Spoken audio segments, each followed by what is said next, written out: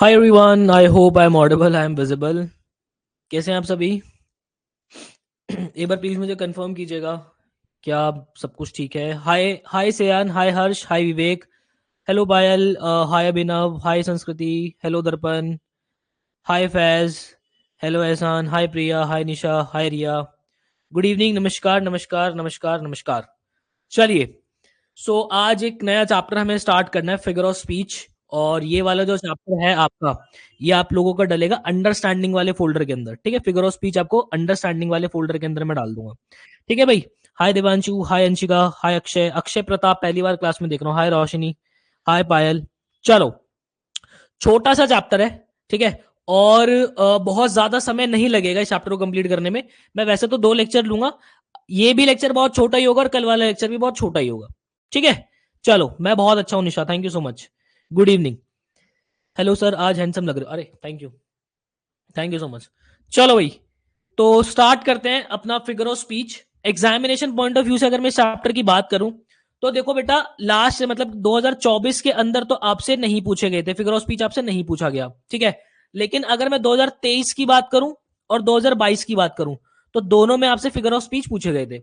और इनफैक्ट मैं कहूंगा कि बोर्ड पॉइंट ऑफ व्यू से भी फिगर ऑफ स्पीच जो है वो करके ही रखो। ठीक है, तो मजा आएगा, ओवरऑल चैप्टर के अंदर मजा आएगा, और बहुत ज्यादा लोडेड चैप्टर भी नहीं है ऐसे। ठीक है, हल्का सा चैप्टर, बिल्कुल प्यारा सा। चलो, तो सबसे पहले अगर मैं फिगर ऑफ स्पीच की बात करूं, तो ये क्या होती है, इनकी जरूरत क्यों पड़ी? तो देखो, 2 चीजें होती हैं। एक होती है हमारी ऑर्डिनरी फॉर्म, और एक होती है हमारी एक्स्ट्रा ऑर्डिनरी फॉर्म।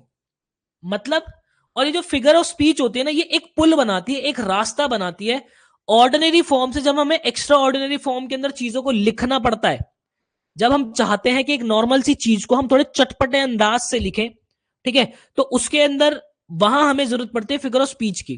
ठीक है, और लिखने के ना कुछ सेट ऑफ रूल्स हैं, कुछ रूल है, कुछ रेगुलेशन है, जिसके बिहाफ पे हम लिखते हैं। ठीक है, तो लिखने का सबका अपना अपना अंदाज है, जो कि आपने देखा होगा कभी कभी कुछ राइटर्स ऐसे होते हैं जो कि बहुत हंसी मजाक के अंदर जो है बहुत गहरी बात कर जाते हैं। कुछ तो होते हैं बहुत ही शांत तरीके से लिखते हैं, कुछ ऐसा लिखते हैं, कभी कभी कुछ लोग ऐसा लिखते हैं कि अगर उन्हें पानी का एहसास दिलाना है, तो स्प्लैश ऑफ वाटर, इस तरीके के वर्ड इस्तेमाल करते हैं। तो पानी की साउंड और पानी दोनों आप जो है इमेजिन कर जाते हो वहां पे। तो ये लिखने के अंदाजों को हम क्या बोलते हैं? फिगर ऑफ स्पीच कहते हैं। ठीक है, तो और क्यों भाई, क्यों? In order to produce greater effect, एक इफेक्ट डालने के लिए, हमारी लिखावट के अंदर एक इफेक्ट डालने के लिए हम फिगर ऑफ स्पीच का इस्तेमाल करते हैं। जैसे कि मैंने नॉर्मल सी बात कह दी कि भाई वो मोटा है, ये तो ऑर्डिनरी बात होगी, वो मोटा है। अब मैं कह रहा हूं वो हाथी जैसा मोटा है, तो देखो बात वही है, बट कितने अलग तरीके से, कितने वजन के अंदर मैंने इस बात को कही कि वो हाथी जैसा मोटा है, मैंने कंपेयर कर दिया हाथी से, तो आपके दिमाग के अंदर एक इमेज सी बन गई कि भाई वो बहुत ही ज्यादा मोटा है। समझ रहे हो? तो इसको हम कहते हैं फिगर ऑफ स्पीच। ठीक है, ठीक है। सर न्यू हम आपके लाइव पे मोस्टली आपके रिकॉर्डेड लेक्चर्स देख रहे हैं, एडवर्ब्स लेक्चर 32 पे। कोई दिक्कत नहीं है, आप उसी फ्लो को जो है, उसी फ्लो को बरकरार रखो। ठीक है, उसी फ्लो को बिल्कुल बरकरार रखो, कहीं कोई दिक्कत नहीं है। अब जैसे कि एक मैं एग्जांपल लेता हूँ। जैसे कि आपने अक्सर सुना होगा ना, आपके बड़े भैया जिन जो शादीशुदा है, वो क्या बोलते हैं? यार तेरी भाभी कितनी सुंदर है ना, तेरी भाभी कितनी सुंदर है ना। तो ये तो नॉर्मल बात हो गई। और एक भैया बोल रहे हैं, यार तेरी भाभी बिल्कुल चांद जैसी सुंदर है। तो आपने क्या कर दिया? आपने सुंदरता के लेवल को बिल्कुल चांद से कंपेयर कर दो, और आपके दिमाग के अंदर जो इमेज बन रही है, वो बन रही है कि भाई भाभी तो बहुत ही सुंदर है हमारी, है ना। तो वो अंदाज, वो उस ऑर्डिनरी फॉर्म को बहुत ही एक्स्ट्रा ऑर्डिनरी फॉर्म में जब हम लेकर आते हैं, कहीं पे हम कंपेयर करके बहुत अच्छा लिखते हैं, ठीक है, कहीं पे हम उस साउंड की हेल्प से हम लिखते हैं, तो इस सारे अंदाजों को फिगर ऑफ स्पीच कहते हैं। तो इनका अलग अलग कुछ नाम है। देखो, ऐसे होने को फिगर ऑफ स्पीच बहुत सारी है, अनगिनत है। आप लिस्ट ऑफ पूरी क्या कहते हैं, फिगर ऑफ स्पीच की लिस्ट निकाल सकते हो, आपको इंटरनेट पे इतनी जो है। हमारे एग्जाम पॉइंट ऑफ व्यू से जो इंपॉर्टेंट है, जो रिलेवेंट है, ठीक है, हम उसको हिट करेंगे, जो कि आपके बोर्ड के अंदर और आपके सीयूईटी के अंदर आपको हेल्प करेगी, हम उनको हिट करेंगे। सॉर्टेड? कहीं कोई दिक्कत परेशानी इसके अंदर आई होप आप लोगों को नहीं होगी। तो अब जरा बात कर लेते हैं कि इनके क्वेश्चंस कैसे बनते हैं। क्वेश्चन ऐसे बनते हैं कि जनाब, आपका एक क्वेश्चन लिखा हुआ है, ठीक है, कोई भी स्टेटमेंट लिखी हुई है, आपको 4 फिगर ऑफ स्पीच दे देगा। ठीक है, जो भी फिगर ऑफ स्पीच हम सीखेंगे, सिमिली है, मेटाफर है, ओनोमैटोपोइया है, सिनेक्टिक है, इस तरीके की फिगर ऑफ स्पीच के 4 नाम दे देगा। आपको बोल देगा कि भाई इस स्टेटमेंट के अंदर या जो भी लाइन लिखी हुई है, इसके अंदर कौन सी फिगर ऑफ स्पीच जो है यूज हो रही है, वो आपको नाम बताना पड़ेगा उसका। सॉर्टेड इस तरीके से इसके क्वेश्चन बनते हैं। तो सबसे पहला जो हमारा फिगर ऑफ स्पीच है दैट इज एलिटरेशन। क्या कहते हैं? एलिटरेशन। अब ये भी लिखने का अपना एक अंदाज है। इस एलिटरेशन के अंदर क्या होता है, जैसे कि आपने सुना है चंदू के चाचा ने चंदू की चाची को चांदनी चौक में चांदी की चम्मच से चटनी चटाई। तो यहाँ पे वो कह रहा है चा चा चा चा चा चा चा चा रिपीट हो रहा है ना। चंदू के चाचा ने चंदू की चाची को चांदनी चौक में चांदी की चम्मच से चटनी चटाई। तो ये मेरा क्या है? चाचा चाचा रिपीट हो गई, इसमें एलिटरेशन है। तो एलिटरेशन के अंदर क्या होता है, जो हमारी कॉन्सोनेंट साउंड होती है, क्या जो हमारी कॉन्सोनेंट साउंड होती है, हमारे वॉवल और कॉन्सोनेंट होते हैं, तो जब हमारे कॉन्सोनेंट रिपीट होते हैं, देखो फर्स्ट लेटर रिपीट हो रहा हो या कॉन्सोनेंट साउंड रिपीट हो रही हो, वहां पे हमारी फिगर ऑफ स्पीच क्या होती है? क्या क्या होती है? एलिट्रेशन होती है। ठीक है, जैसे कि सी सी शीप स्लीपिंग स्लीपिंग। ठीक है, हालांकि थोड़े से टंग ट्विस्टर्स होते हैं हमारे इस तरीके से, जैसे कि Komal could cupcakes in the kitchen. देखो Komal could cupcakes in the kitchen, का रिपीट हो गया। कोका कोला, है ना, तो ये का, तो ये इस तरीके से क्या हो गई, एक तरीके की एलिट्रेशन यूज की जा रही है ना। अब देखो जैसे कि यहाँ पे जो हिंदी में हम कह, लो वॉइस, एक सेकंड रुकना, अभी ठीक है क्या वॉइस? एक बार कंफर्म करना। सर आपने बेसिक्स और नाउन के बाद के टेस्ट नहीं डाले। टेस्ट बच्चे आप लोगों के जनवरी में डलने शुरू हो जाएंगे, आपको चिंता नहीं करनी है। ठीक है, हाँ जी, अभी अभी मेरी वॉइस ठीक होगी। तो देखो चंदू के चाचा ने चंदू की चाची को चांदनी चौक में चांदी की चम्मच से चटनी चटाई, ये इसको नॉर्मल तरीके से भी लिख सकता था, बट इंटरेस्टिंग वे के अंदर सेम बात को कितने बढ़िया तरीके से लिख दो, उसने चाचा चाचा को रिपीट कर दिया, तो इसने एलिट्रेशन यूज कर दिया। ठीक है, तो जब कभी भी आप कॉन्सोनेंट साउंड को रिपीट करा रहे हो या कॉन्सोनेंट का जो फर्स्ट लेटर उसको रिपीट करा रहे हो, तो वहां पे हमारी फिगर ऑफ स्पीच क्या होती है? एलिट्रेशन होती है। ठीक है, नेक्स्ट होता है हमारा हाइपरबोले। ठीक है, इसकी प्रोनाउंसिएशन होती है हाइपरबोले, हाइपरबोले नहीं होता, हाइपरबोले। ठीक है, हाइपरबोले के अंदर क्या होता है, यहां पे जो भी स्टेटमेंट होगी बहुत ही एग्जैजरेटेड तरीके से बोलते हैं, बहुत ही बड़ा चढ़ाकर बोलते हैं उस बात को कि भाई बिल्कुल ही खींच, बहुत ही बात बड़ा चढ़ा के बोल दी हमने। जैसे कि मैं बोल रहा हूं my grandmother is as old as hills. क्या? As old as hills. देखो मेरी मेरी जो ग्रैंड मदर है वो मतलब पहाड़ों जितनी पुरानी है। तो भाई मतलब ठीक है, हमारी दादी पुरानी है, ओल्ड है, उनकी एज हो गई, बट पहाड़ों जितनी पुरानी, तो बहुत बड़ा चढ़ा के हमने बात बोल दी।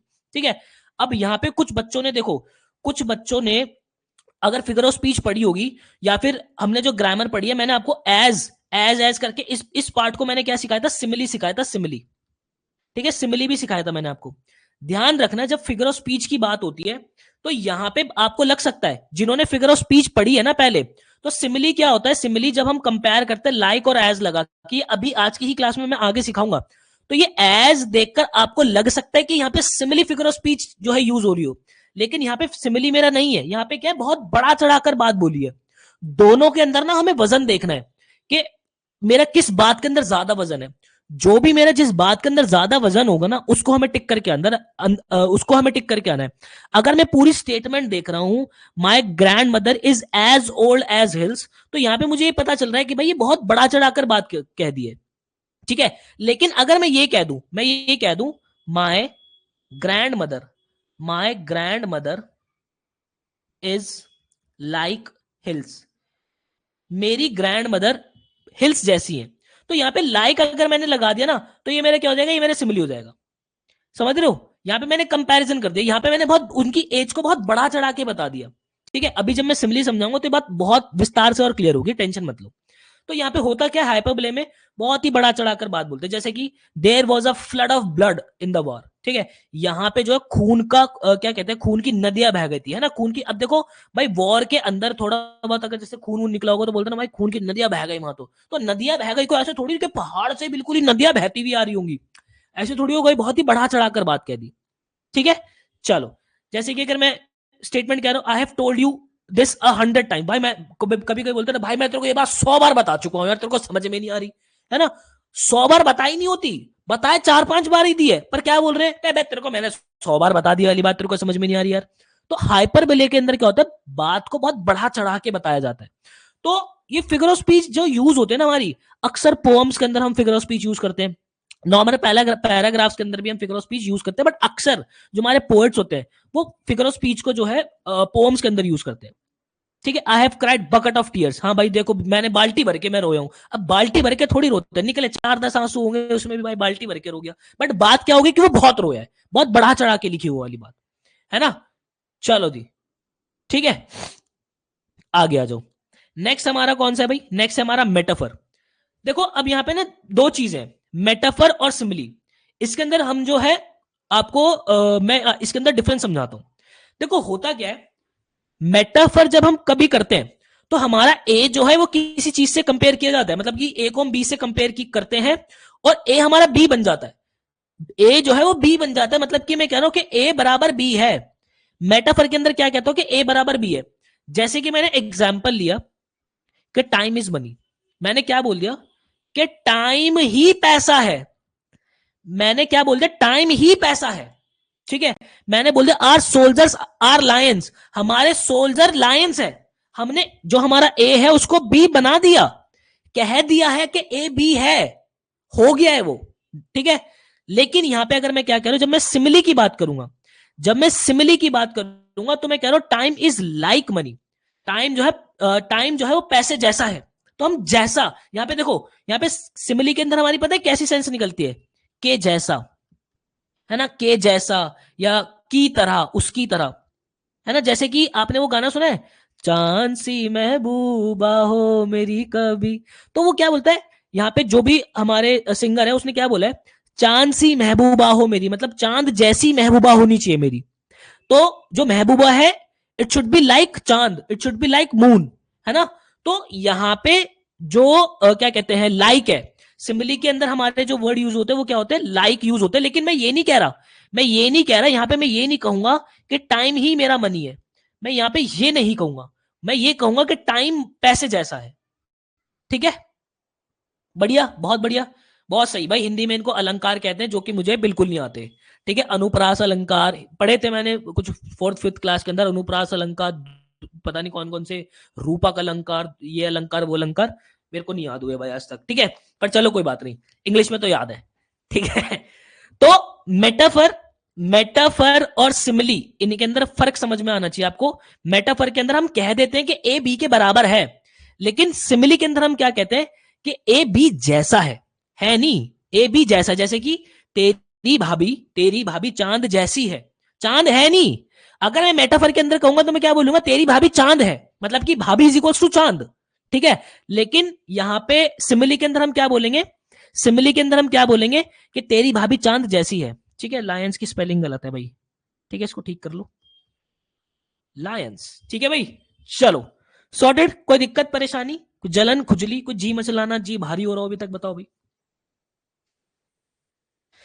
बहुत बढ़िया, बहुत बढ़िया, बहुत बढ़िया। सही है। बुप्पी भाई इज लाइक अ ब्रदर, बिल्कुल सही बात है। ठीक है। आ जाओ जी, अब आगे आ जाओ। अब समझते आयरनी। आयरनी क्या होती है भाई? देखो, आयरनी के अंदर क्या कहता है कि कोई एक बात कह दी, one thing is said, opposite is meant. ठीक है। कुछ एक बात कह दी लेकिन उसका मीनिंग बिल्कुल ही अपोजिट आया, और यहां पे ना आप बात बहुत ही सरकास्टिकली करते हो, बहुत ही सरकास्टिक बात होती है। ठीक है। बहुत ही सरकास्टिकली बात करोगे आप, जैसे कि how nice of you to refuse to help me. ठीक है। तुम कितने अच्छे हो कि तुमने मेरी जो है हेल्प करने के लिए मना कर दिया। ठीक है। तो यहां पे बात बहुत सरकास्टिकली हुई है, कहीं एक बात है और उसका मीनिंग बिल्कुल अपोजिट निकल रहा है। ठीक है। उसको बोला क्या है कि तू बहुत अच्छा है, लेकिन एक्चुअल में उसका मीनिंग क्या है कि तू महा गंदा इंसान है, कि तूने मेरी हेल्प नहीं करी। ठीक है। जैसे हम बोल रहे हैं, oh great you have broken my glasses. ठीक है। अरे वाह, तूने मेरा ग्लास तोड़ दिया। ठीक है। तो यहां पे क्या होता है? आयरनी, कहीं बात जाती है उसका मीनिंग अपोजिट निकलता है। क्या दो बात समझ में नहीं आई? बिल्कुल ताना पड़ता है यहाँ पे, बिल्कुल सही बात है, ताना पड़ता है यहाँ पे। ठीक है। ठीक है। तो इसी बात पे अभी हमने क्या सीखे? हमने 5 फिगर ऑफ स्पीच सीखे। आपकी स्क्रीन के ऊपर, आपकी स्क्रीन के ऊपर अब आए सेंटेंसेस, कितने? 6। ठीक है। मैं आप लोगों को दे रहा हूं, मैं आप लोगों को दे रहा हूं, क्या कहते हैं, 2 मिनट। मेरी घड़ी में कितने बज रहे हैं भाई? 7:12 हो रहे हैं, 7:14 6 के 6, एक ही मैसेज के अंदर, के 1 का ये होगा, 2 का ये होगा, 3 का होगा, ऐसे। हर्ष कह रहा अरे वाह सत्यवती कॉलेज मिल गया। नहीं, इसको ऐसे बोलेंगे, अरे वाह सत्यवती कॉलेज मिल गया। चलो, no offence, no offence, Satyawati वाले कोई बच्चे हो तो भाई नो ऑफेंस। एक मैसेज के अंदर भाई, एक मैसेज के अंदर भेजो। बताओ भाई।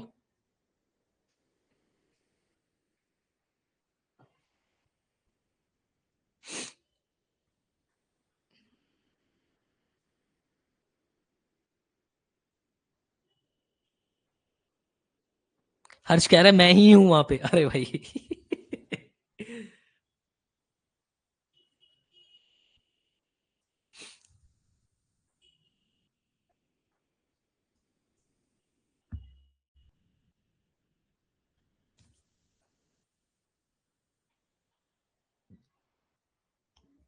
चलो जी, बहुत बढ़िया।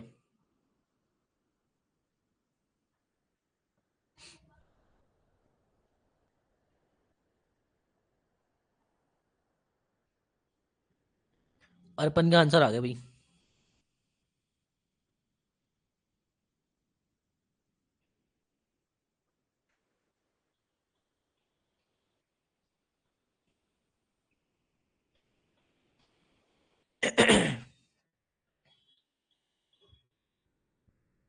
बहुत बढ़िया, बहुत बढ़िया।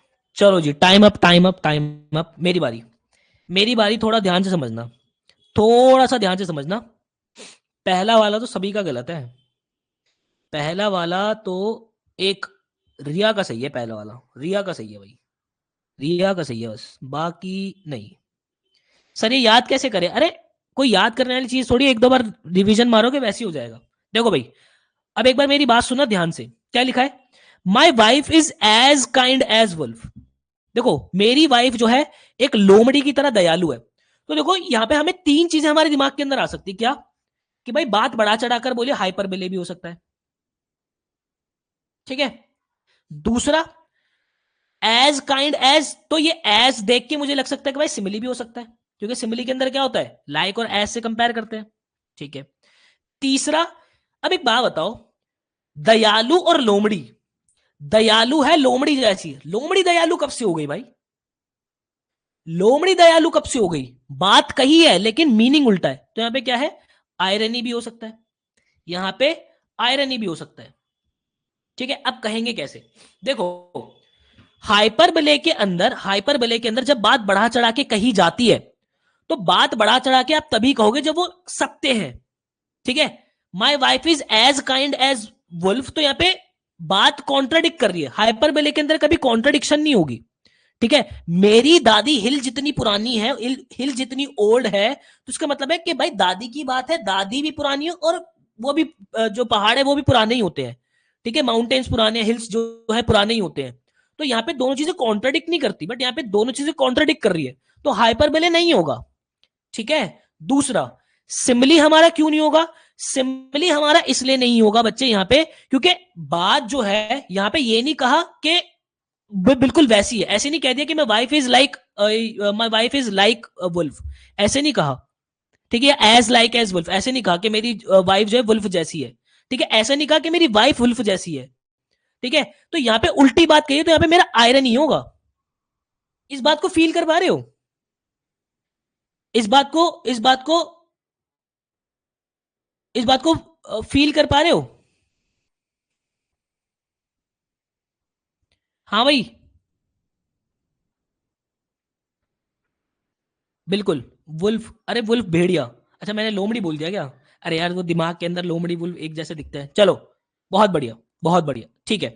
भाई देखो आयरनी के अंदर क्या होता है, बात कही जाती है कुछ, मीनिंग निकलता है कुछ, ठीक है। बोलते हैं ना कि हाँ हाँ, मेरी वाइफ तो भाई बिल्कुल लोमड़ी जैसी दयालु है, मतलब कि बहुत चालाक है, बहुत चालाक है, या भेड़े जितनी दयालु है, मतलब कि बिल्कुल भी दया नहीं है, दया धर्म है ही नहीं भाई। सीधा पकड़ेगा अटैक, सीधा पकड़ेगी अटैक कर देगी, ठीक है। ये बात, आगे आ जाओ। द बियर्ड, सॉरी, अरे यार मैं क्या पढ़ रहा हूं, beard. The bread is so soft as stone, ठीक है। सो सॉफ्ट एज स्टोन, भाई स्टोन जितनी सॉफ्ट है ब्रेड, स्टोन जितनी सॉफ्ट है ब्रेड।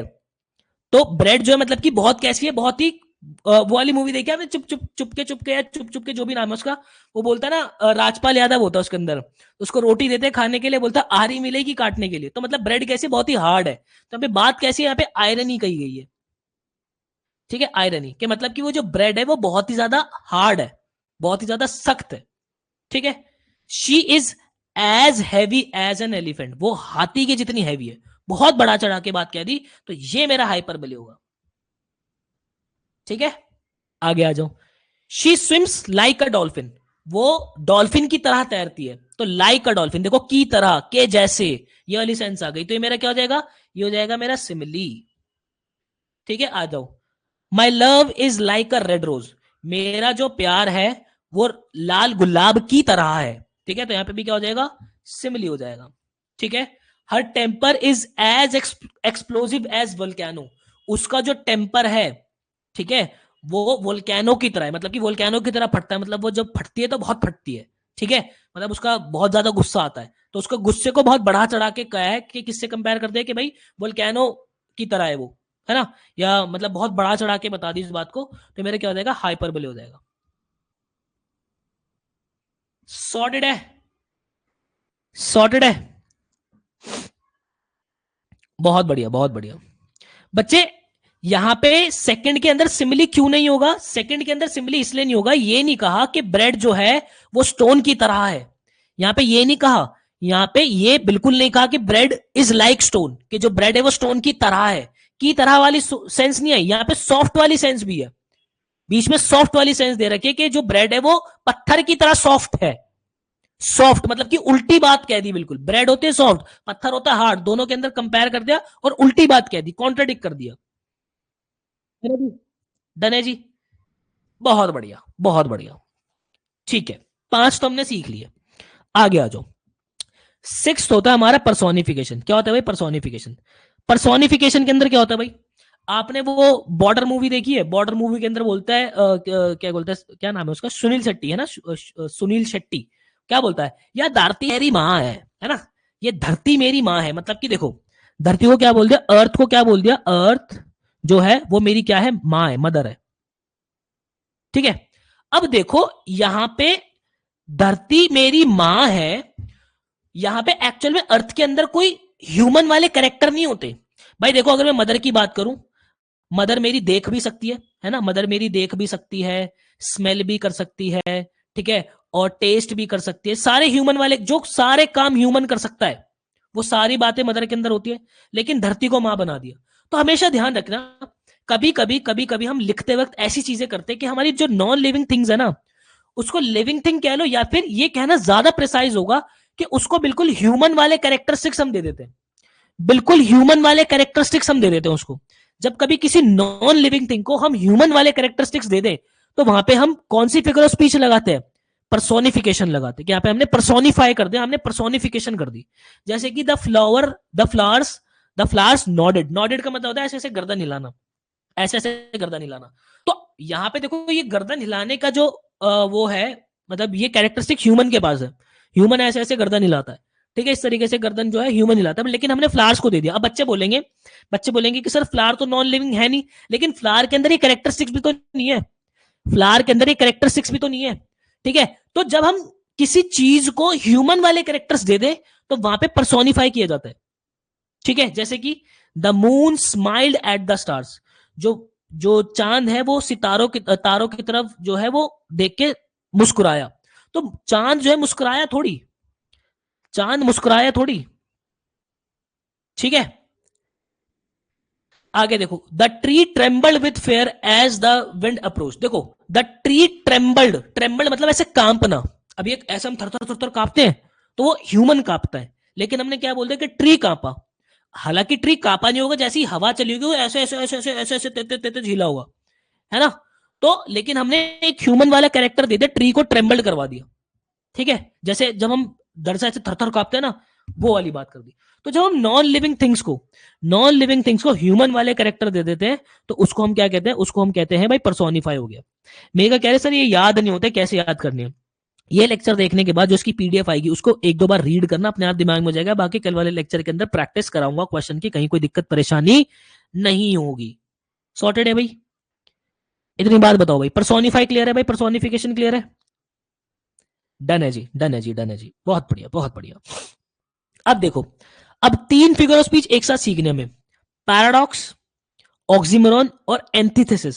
ठीक है, तो ये 3 जो है, इन तीनों को बहुत तरीके से समझना है, तीनों को बहुत प्यारे तरीके से समझेंगे, क्योंकि इन तीनों के अंदर कंफ्यूजन बहुत होती है।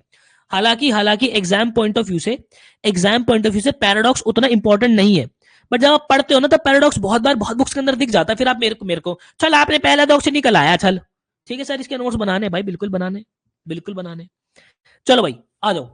देखो पैराडॉक्स के अंदर पता है क्या होता है, जो एक चीज होती है ना, मतलब यहां पे जब बात होती है उसका जो मीनिंग निकलता है ना, बड़ा बड़ा अतरंगी सा, बड़ा स्ट्रेंज सी बात होती है, बड़ी एब्सर्ड मैनर के अंदर निकलती है। देखो one thing is opposite to another in a strange way. देखो एक बात कही जाएगी, उसकी दूसरी बात जो कही जाएगी, ये दोनों बड़ी अपोजिट होगी, लेकिन बड़ी एब्सर्ड मैनर के अंदर चीजें होती है, बड़ी अतरंगी सी बात होती है। आप यूं हो जाते हो कि भाई क्या बोलूं। ठीक है, जैसे कि वो कहता है ना कि अरे वो सलमान खान का कौन सा डायलॉग है, अरे यार, अरे बड़ा फेमस सा डायलॉग था ना वो, कि मैं किसी, अरे क्या था यार वो, खैर एनीवेज, खैर एनीवेज, जैसे कि देखो, I know one thing, I know nothing. मुझे एक बात पता है कि मुझे कुछ नहीं पता। भाई ये कैसी बात है, मुझे एक बात पता है कि मुझे कुछ नहीं पता, मुझे एक बात पता है कि मुझे कुछ नहीं पता। तो यहां पर क्या होता है कि चीजें बड़ी एब्सर्ड होती है। ठीक है, चीजें थोड़ी सी एब्सर्ड मैनर के अंदर बाहर आती है। थोड़ा फील करना इस बात को अभी, ठीक है, इनके बीच में थोड़ा फर्क समझने की कोशिश करना, थोड़ा कंफ्यूजिंग रहता है ये। जैसे कि we did nothing and we did it very well. हमने कुछ नहीं किया पर हमने बहुत अच्छे से किया। हमने कुछ नहीं किया पर हमने इसे बहुत अच्छे से किया। भाई कुछ नहीं किया और बहुत अच्छे से किया, ये कैसी बात हो गई। तो यहाँ पे चीजें बहुत एब्सर्ड मैनर के अंदर बाहर आते हैं, यूं हो जाता है कि क्या है, क्या बात है। ठीक है, हालांकि इसको बहुत ही हाँ, ये यही मैं कह रहा था, मुझ पर एक एहसान करना कि मुझ पर कोई एहसान मत करना। यही यही यही खोज रहा था मैं, यही खोज रहा था कि मुझ पर एक एहसान करना कि मुझ पर कोई एहसान मत करना है क्या। ये वाली बात हो जाती है इसके अंदर, बड़ी एब्सर्ड सी बात होती है। तो ये पैराडॉक्स, बातें अलग अलग होंगी, वो बड़ी एब्सर्ड सी होंगी। ठीक है, अब दूसरा भी, रुक जाओ, तसल्ली रखो, तसल्ली रखो, आगे आ जाओ। ऑक्सीमोरॉन के अंदर क्या होता है, ऑक्सीमोरॉन के अंदर दो वर्ड साथ लिखे होते हैं और दोनों ही बड़े अपोजिट लिखे होते हैं। देखो यहां पे ध्यान रखना, यहां पे जो वर्ड्स लिखे होंगे ना बेटा, यहां पे जो वर्ड्स एडजेसेंट लिखे होंगे, एडजेसेंट का मतलब क्या हो गया, साथ में लिखे होंगे बिल्कुल। जैसे कि अनपॉपुलर सेलिब्रिटी, भाई सेलिब्रिटी भी और अनपॉपुलर भी। भाई सेलिब्रिटी तो पॉपुलर ही है तभी तो वो सेलिब्रिटी है। आप क्या कह रहे हो, अनपॉपुलर सेलिब्रिटी है ना। ऑनेस्ट थीफ, ऑनेस्ट चोर, भाई चोर है तो ऑनेस्ट कैसे, तो ऑनेस्ट चोर। स्मॉल क्राउड, क्राउड होता है बहुत ज्यादा, आप कह रहे हो स्मॉल क्राउड, तो स्मॉल क्राउड, ये अब यहां पे दो वर्ड साथ में लिखा, दोनों का अपोजिट मीनिंग है। ठीक है, जैसे कि मैं कह रहा हूं this is an open secret, ये ओपन सीक्रेट है। भाई सीक्रेट है तो ओपन क्यों है। तो ऑक्सीमोरॉन के अंदर क्या होता है, जो अपोजिट वर्ड्स लिखे होते हैं, जो वर्ड लिखे होते हैं आपस में, वो बहुत अपोजिट लिखे होते हैं और साथ में लिखे होते हैं। ठीक है, बात समझ रहे हो, ठीक है, ठीक है, डन है जी, बहुत बढ़िया। अब ये देखो भाई, एंथिसिस के अंदर क्या होता है हमारा, एंथिसिस के अंदर क्या होता है, इसके अंदर ऐसे समझना, इसके अंदर ऐसे समझना कि एंथिसिस के अंदर ना कुछ बड़ी बड़ी कहावतें आती है, ऐसे सेइंग्स वाली बात आती है, सेइंग्स, सेइंग्स, कहावतें हो गई है ना, कुछ बड़े विचार, ऐसे इसको आप ऐसे दिमाग में रख सकते हो, कुछ बड़े विचार होते हैं, बड़े विचार। हालांकि ये एग्जाम में आज तक नहीं पूछा गया है, ठीक है, बट मैं बता देता हूं, बड़े विचार वाली बात होती है। जैसे कि united we stand, divide we fall. देखो यहां पे हो क्या रहा है, एक क्लॉज ये आया, एक क्लॉज ये आया, दोनों आपस में कॉन्ट्राडिक्ट है, दोनों स्टेटमेंट में अलग अलग है, लेकिन ये पूरी बात, ये पूरी बात क्या है, ये पूरी बात एक सेइंग है, ये पूरी बात एक सेइंग है। ठीक है, जैसे कि speech is deliver but silence is gold, है ना, कहते हैं ना कि बोलना चांदी है लेकिन जो साइलेंस होती है वो सोना है। तो ये दोनों बात, आप देखो ये दोनों क्लॉज आपस में कॉन्ट्राडिक्ट कर रहे हैं, बट ये पूरी बात क्या है, एक कहावत है, एक सेइंग है। लेकिन अगर मैं पैराडॉक्स को देखता हूं, ये देखो यहां पर ये वाली बात और ये वाली बात, ये दोनों कॉन्ट्राडिक्ट कर रहे हैं, बिल्कुल कॉन्ट्राडिक्ट कर रहे हैं, बट बड़ी एब्सर्ड सी बात होती है यहां पे कोई सेइंग नहीं है, कोई कहावत नहीं है। ठीक है, समझ रहे हो।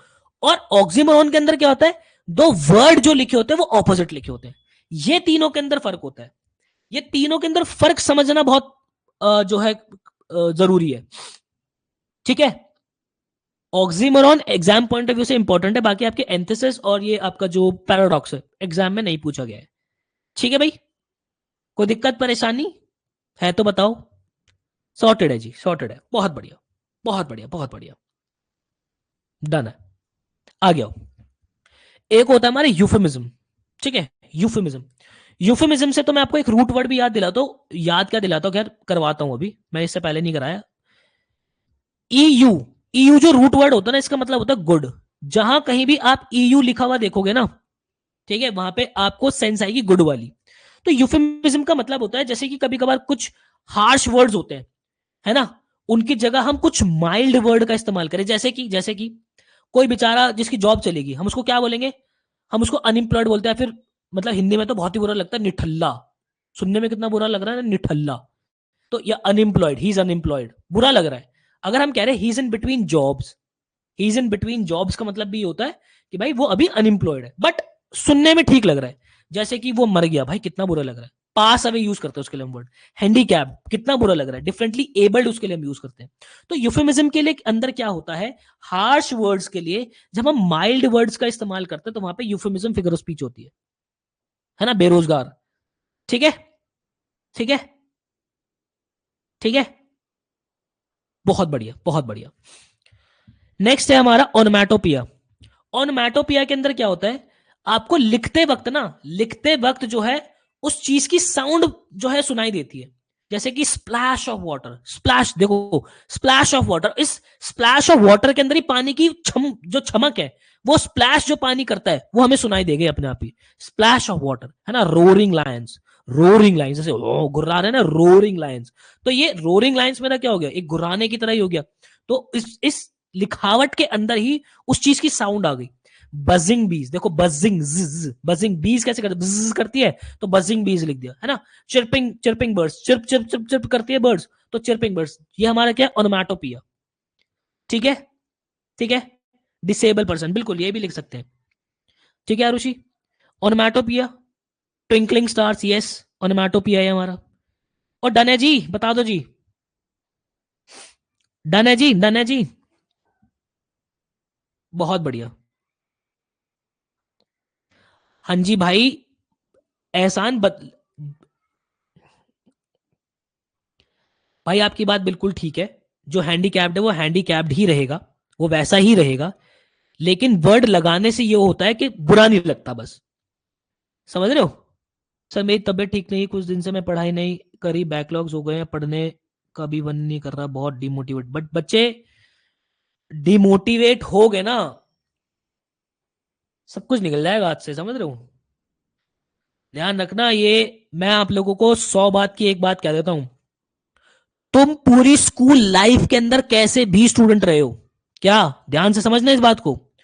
तुम पूरी स्कूल लाइफ के अंदर कैसे भी स्टूडेंट रहे हो, चाहे तुम बहुत खराब रहे हो या तुम बहुत अच्छे रहे हो, 12th क्लास के अंदर तुमने अच्छा डिसेंट स्कोर नहीं किया, ठीक है, तो तुम जिंदगी भर जो है वो बेकार स्टूडेंट ही कहलाए जाओगे। समझ रहे हो? चाहे तुम पूरे 11वीं तक, तुम प्री बोर्ड तक टॉपर रहे हो, बोर्ड के अंदर तुम्हारे मार्क्स अगर कम है तो तुम पूरी स्कूल लाइफ के अंदर, पूरी अपनी लाइफ टाइम जो है वो एक एवरेज स्टूडेंट ही कहलाए जाओगे। और वहीं चाहे तुम पूरे 12वीं तक, नर्सरी से लेके अभी तक बिल्कुल ही एवरेज स्टूडेंट रहे हो और तुमने बोर्ड के अंदर अच्छा स्कोर किया है, तुम एक ब्राइट स्टूडेंट कहलाए जाओगे। ये चीज सेम अप्लाई होती है आपके कॉलेज के अंदर भी। ठीक है, चाहे तुम एवरेज स्टूडेंट रहे हो, तुमने फोड़ के एक ड्रीम कॉलेज के अंदर, एक अच्छे कॉलेज के अंदर पहुंचे हो, तुम एक बहुत प्यारे बच्चे कहलाए जाओगे पूरी अपनी लाइफ के अंदर। और जो कॉलेज का टैग है ना, ध्यान रखना, कॉलेज का जो टैग है, हाँ जी, कहां से पढ़ाई की आपने, आपकी ग्रेजुएशन कहां से की है जी, फलाना इस कॉलेज से की है, बहुत इंपैक्ट मारता है। आज 10 लोग जब मेरे से पूछते हैं ना कि आपने ग्रेजुएशन कहां से की है, मैं बोलता हूँ शहीद Sukhdev college of business studies, तो एक दूसरे की शक्ल देखने लग जाते हैं कि भाई इससे थोड़ा ढंग से ही बात करनी पड़ेगी, थोड़ा ठीक ठाक बंदा है ये। तो जो कॉलेज का टैग आपके साथ चिपकता है ना भाई, बहुत वैल्यू होल्ड करता है ये। इस समय को मत गवा देना, सब निकल जाएगा। ठीक है, आपकी जो इमेज है ना सोसाइटी के अंदर, घर परिवार के अंदर, एकदम से बदलेगा ये साल, एकदम से। समझ रहे हो? चलो आगे आ जाओ। नेक्स्ट है हमारा मेटोनमी। मेटोनमी क्या होता है, देखो एग्जाम पॉइंट ऑफ व्यू से मेटोनमी उतना इंपॉर्टेंट नहीं है लाला, छोड़ भी दोगे तो कोई दिक्कत नहीं है।